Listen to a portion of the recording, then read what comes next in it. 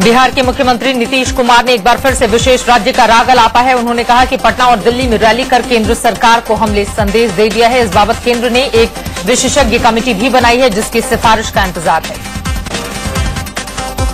महाराष्ट्र के जलगांव के चोपड़ा विधानसभा क्षेत्र के एनसीपी विधायक ने अलग आदिवासी राज्य बनाने की मांग की है। तेलंगाना को हरी झंडी मिलने के बाद विदर्भ को अलग राज्य बनाने की मांग चल रही है।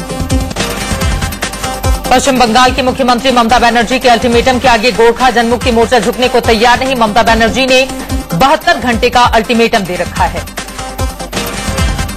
वाईएसआर कांग्रेस चीफ जगमोहन रेड्डी ने संसद की सदस्यता से इस्तीफा दे दिया है। जगन ने अलग तेलंगाना के विरोध में कदम उठाया। जम्मू कश्मीर के जम्मू और राजौरी जिलों में तनाव को देखते हुए कर्फ्यू लगा दिया गया है। प्रशासन ने एहतियातन तौर पर कर्फ्यू लगाया है। किश्तवाड़ में पहले से ही कर्फ्यू जारी है। बीजेपी के नेता अरुण जेटली को किश्तवाड़ जाने से रोका गया। पुलिस ने उन्हें जम्मू एयरपोर्ट पर ही रोक लिया। किश्तवाड़ हिंसा का असर अमरनाथ यात्रा पर भी पड़ा है। तनाव को देखते हुए यात्रा रोक दी गई है।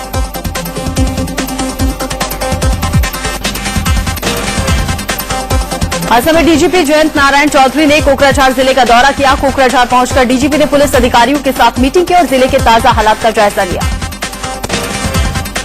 उत्तराखंड में आई तबाही के बाद केदारनाथ के आसपास के इलाके से शनिवार को 21 और शव निकाले गए। ये सभी शव मलबे में दबे हुए थे। मुंबई पुलिस ने शराब पीकर गाड़ी चलाने वालों के खिलाफ चेकिंग अभियान शुरू कर दिया है। रात में 9 बजे से लेकर सुबह 5 बजे तक विशेष अभियान चलाया जा रहा है। आतंकी हाफिज सईद की धमकी के बाद सीमा पर चौकसी बढ़ा दी गई है। सुरक्षा बल के जवान दिन रात गश्त लगा रहे हैं। जयपुर के भट्टा बस्ती बिल्डिंग हादसे में अब मृतकों की संख्या बढ़कर 5 हो गई है। जिला प्रशासन ने मामले की जांच के आदेश दे दिए हैं।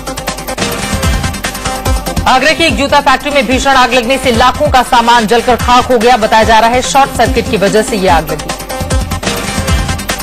कानपुर के जाजमऊ पावर सब स्टेशन पर भीषण आग लगी जिससे कई इलाकों में बिजली गुल हो गई।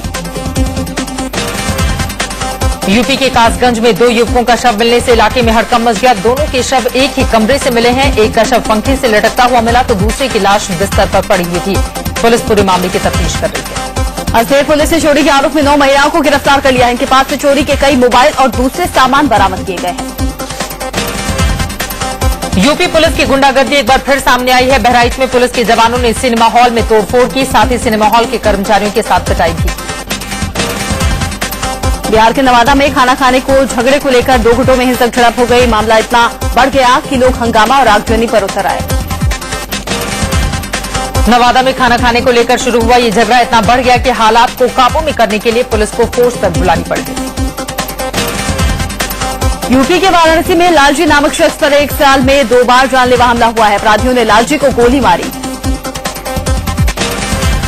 दिल्ली के तिहाड़ जेल में एक कैदी की लाश मिलने से सनसनी फैल गई। मौत की वजह पर अब तक सस्पेंस कायम है।